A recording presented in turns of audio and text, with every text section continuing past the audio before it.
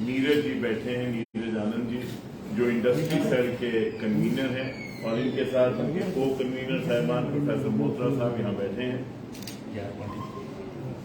आपको तकलीफ देने का एक मकसद था कि आपके माध्यम से एक सूचना आम लोगों तक साझा करने की जरूरत थी। फेडरेशन ऑफ इंडस्ट्रीज ने पार्टी के साथ राब्ता किया और प्रदेश अध्यक्ष जी के रविंद्र रैना जी ने हमें इस मामले को सरकार के साथ उठाने का दायित्व दिया।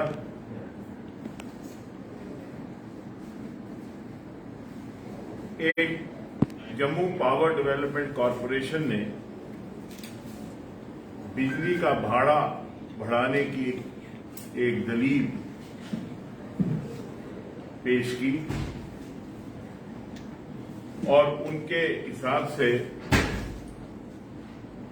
इंडस्ट्रियल यूनिट्स पे और बाकी कमर्शियल यूनिट्स पे और जो प्राइवेट लोग हैं उन पे कुछ ना कुछ पावर टैरिफ का इजाफा हो। विभिन्न लोगों ने पार्टी के साथ इसके बारे में संपर्क किया। फेडरेशन ऑफ इंडस्ट्रीज ने एक बाकायदा मेमोरेंडम पेश किया और उन्होंने कहा कि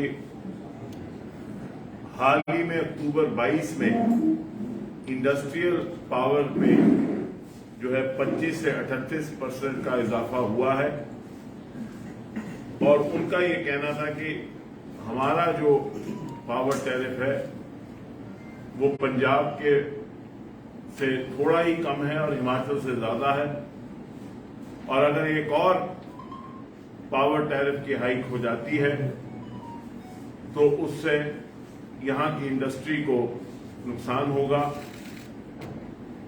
और सरकार इंडस्ट्री को बढ़ावा देने के लिए बहुत कदम उठा रही है, जिससे कि इंडस्ट्रियलाइजेशन का प्रोसेस जो है वो बड़ी तेजी से आगे बढ़ रहा है और इस हाइक से नुकसान होगा।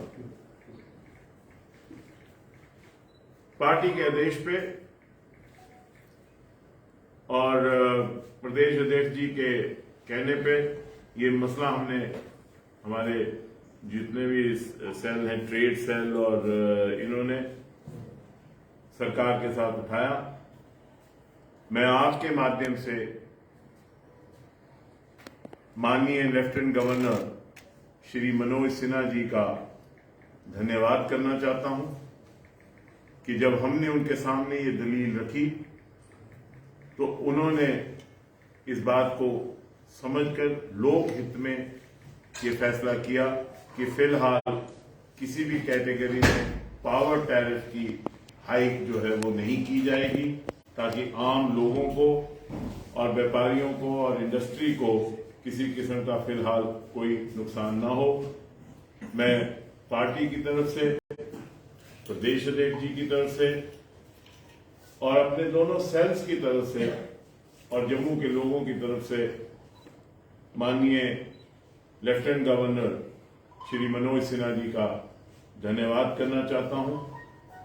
श्री मनोज सिन्हा जी के पास जब भी हम लोक हित का कोई भी मसला लेके गए, उन्होंने हमेशा लोक हित में फैसले लिए और उसके लिए हम उनका धन्यवाद करते हैं। भाजपा जम्मू कश्मीर के अवाम की बेहतरी के लिए, जम्मू कश्मीर के अवाम के खुशहाली के लिए और जम्मू कश्मीर के अवाम की बढ़ोतरी के लिए हमेशा वचनबद्ध है और आगे भी रहेगी। यशस्वी प्रधानमंत्री माननीय नरेंद्र मोदी साहब ने 5 अगस्त 2019 को जो फैसला किया, उसके बाद लगातार मुसलसल जम्मू कश्मीर तरक्की की राह पे आगे बढ़ता जा रहा है और ये मैं सेफली कह सकता हूं और बड़ी जिम्मेवारी से कह सकता हूं कि जिस तरीके से इंफ्रास्ट्रक्चर इंटरवेंशन हो रही हैं, जिस तरह से इंडस्ट्रियलाइजेशन हो रही है, जिस तरह से तरक्याती कामों में एक तेजी आई है, ट्रांसपेरेंसी आई है, और जिस तरह रूल ऑफ लॉ को जम्मू कश्मीर में इंप्लीमेंट किया जा रहा है, अगले 5 बरस में जम्मू कश्मीर नॉर्दर्न इंडिया की सबसे इंपॉर्टेंट स्टेट बन के उभरेगी और एक इंपॉर्टेंट डेस्टिनेशन बनेगी। अमन आ गया है, शांति है, और लोगों में आपसी प्यार बढ़ा है।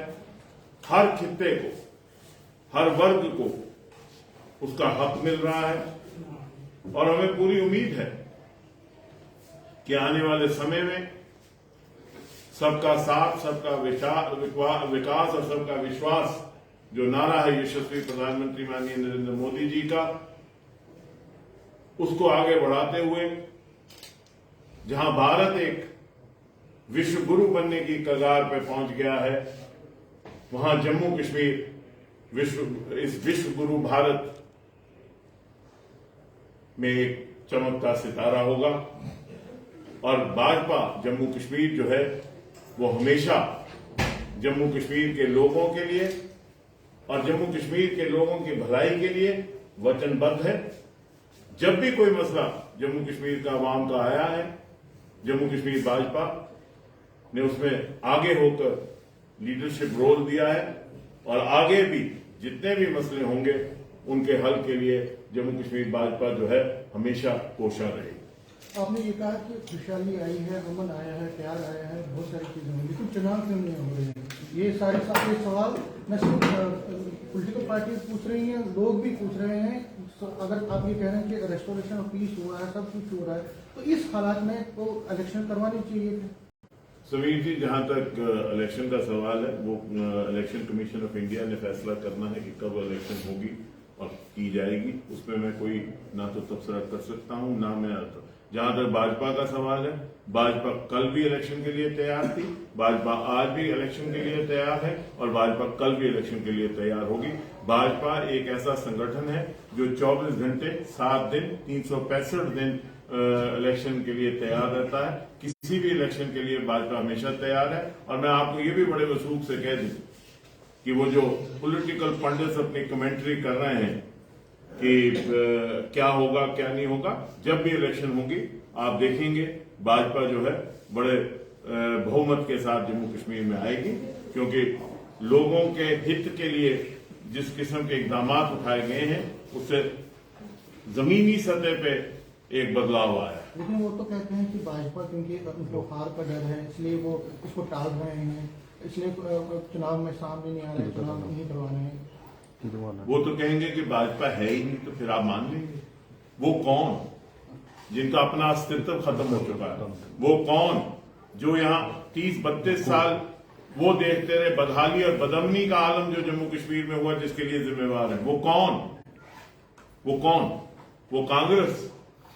वो कांग्रेस जो, अगर मैं समझता हूं कि अगर जमहूरियत का कत्ल जम्मू कश्मीर में किसी ने किया, और अगर जम्मू कश्मीर के जो हालात आज बने, अगर उसकी कोई जिम्मेवार है तो सिंगुलरली कांग्रेस है। अब इसमें मैं जाऊंगा तो बड़ी लंबी बात है। राणा जी, एक बड़ा इंपॉर्टेंट सवाल आपसे पूछना चाहूंगा। जिस तरह आपने कहा कि जितनी बार भी भाजपा एलजी मनोज सिन्हा के पास गई है, उन्होंने आपकी बात को आगे रखते हुए आपके फैसले की कदर की और उनको माना। लेकिन जहां पर प्रॉपर्टी टैक्स की बात की जाए, भाजपा के अध्यक्ष ने ये कहा कि हम प्रॉपर्टी टैक्स के सरदार जी, मैंने पूरा क्वेश्चन कंप्लीट हो गया। मैं समझ गया, क्वेश्चन लंबा है, थोड़ा सा लंबा था, क्वेश्चन पूछ लेने दीजिए। अब प्रॉपर्टी टैक्स को लेकर भी आपने एक बयान दिया था कि जब तक मैं हूं तब तक प्रॉपर्टी टैक्स, आपने एक सभा में ये चीज बोली थी कि 150 किलो की जब तक ये जमीन है तब तक। और दूसरी बात सर, आपने ऑल रिजर्व कैटेगरी के एम्प्लॉय जब आपके पास यहाँ आए थे, तब भी आपने ये बयान दिया था कि हम उनकी ट्रांसफर पॉलिसी ला के रहेंगे, अगर नहीं ला सके तो सियासत छोड़ देंगे। पहले सरदार जी नाम क्या था? हरमीत सिंह। केडी जगह सर JNK न्यूज बस। JNK न्यूज बस। पहले तो आपके सवाल में 2 त्रुटियां, वो मैं ठीक करूं, फिर मैं जवाब दूं। जी। एक तो मैंने प्रॉपर्टी टैक्स पे कभी ये नहीं कहा कि 150 किलो की लाश। सुन लीजिए ना आप तो। सर ये तो बयान आपका सर पूरे सोशल मीडिया पे सबने देखा है। बात सुन लो सरदार जी, अगर आपने बहस करनी है तो मैं यही काम करता रहा हूँ सारी उम्र। यहाँ सारे सीनियर लोग जानते हैं मैं सारी उम्र यही काम करता। सुन लीजिए, मैंने ये कहा और आज भी कह रहा हूं, जम्मू कश्मीर के लोगों के हित के लिए या उनको अगर कोई नुकसान होगा तो सबसे पहले हम लोग खड़े होंगे। ये मैं आज भी कह रहा हूं, उस दिन भी कहा और आज भी कह रहा हूं। कोई भी मसला, नंबर 1। और मैंने उसमें प्रॉपर्टी टैक्स नहीं कहा था, मैंने कहा था जम्मू कश्मीर के अवाम को अगर चोट भी आएगी, उस चोट से पहले हम लोग खड़े होंगे। और उसमें मैंने कहा था कि 150 किलो की लाश है पहले। दूसरी बात, आपने कहा गवर्नर साहब के पास गए और ये, मैंने पहले ही कहा, आपने सुना नहीं शायद, कि जब भी हमने लोक हित के मसले उनके पास लिए, मैं बड़ी जिम्मेवारी से कह रहा हूं कि लेफ्टिनेंट गवर्नर मनोज सिन्हा साहब ने बड़ा पॉजिटिवली रिएक्ट किया। और जब भी लोक हित का कोई भी मसला जो लोगों के बेहतरी के लिए उनके सामने लाया गया, उन्होंने फौरी तौर पे उस पर एक्शन लिया और फौरी तौर पे सरकार ने ऐसा अमल किया जिससे कि लोगों के हित की बात हो। प्रॉपर्टी टैक्स जो इशू है, मैं उसमें बहस में इस वक्त नहीं पढ़ना चाहता। क्या आपको लगता है सर कि वो लोकहित का वो मसला नहीं है? प्रॉपर्टी टैक्स अगर आप जो डेली वेजर 9,000 की तनख्वाह ले रहे हैं, जो आर रिजर्व कैटेगरी के एम्प्लॉयज, जो और रिजर्व कैटेगरी पे आपने सवाल जो ट्रांसफर पॉलिसी है, क्या वो लोकहित की बात नहीं है? क्या आप ये मानते नहीं कि लोकहित की बात बात सुन है? लीजिए, बहस करने आए हैं। सुन लीजिए, ये तो सवाल करने आए हैं। सवाल ठीक है, सवाल का भी तरीका है, एक सुन लीजिए ना। जहां तक और रिजर्व कैटेगरी का सवाल है, शायद आपको मालूम नहीं है, मैंने यहां कहा था कि उनकी ट्रांसफर पॉलिसी बनेगी। उनकी ट्रांसफर पॉलिसी बिल्कुल तैयार है, उनके साथ एक एग्रीमेंट हो चुका है और वो जानते हैं कि ट्रांसफर पॉलिसी तैयार है। जो उनका हिस्सा था, उन्होंने इंप्लीमेंट करना था, वो इंप्लीमेंट अभी पूरी तरह नहीं हुआ।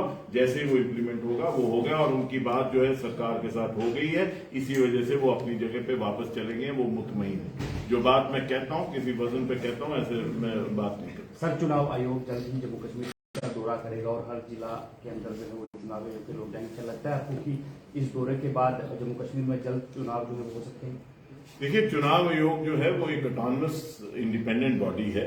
वो आ रहे हैं, वो जायजा लेने आ रहे हैं। वो फैसला कब इलेक्शन होगी, ये फैसला हमारा फैसला नहीं है। ये फैसला जो है ये किसी पॉलिटिकल जमात ने नहीं करना है। ये फैसला जो है इलेक्शन कमीशन ऑफ इंडिया ने करना है। जिस वक्त भी वो ऐलान करेंगे, हम लोग इलेक्शन के लिए तैयार हैं। शुक्रिया।